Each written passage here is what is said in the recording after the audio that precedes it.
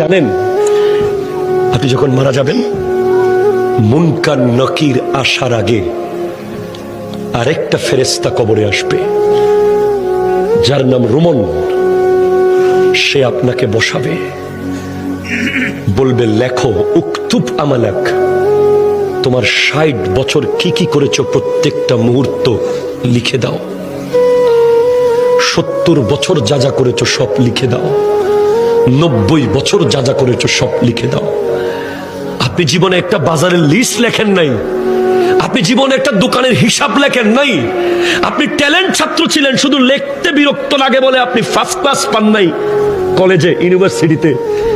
আপনাকে ৬০ বছরের লেখা লিখতে হবে। প্রশ্ন করবেন, এই ফেরেশতা কালি কোথায় পাবো এত? বলবে মুখের থুতুকে কালি বানাও। কলম কোথায় পাবো? হাতের আঙ্গুলকে কলম বানাও। কাগজ কোথায় পাবো? গায়ের কাফনকে কাগজ বানাও। লিখে দিতে হবে। নামাজ পড়েছেন, কলম চলবে দ্রুত।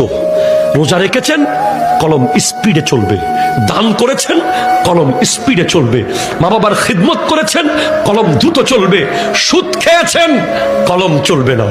ঘুষ খেয়েছেন, কলম চলবে না। জুলুম করেছেন, কলম চলবে না। মিথ্যা বলেছেন, কলম চলবে না। নাটক দেখেছেন, কলম চলবে না।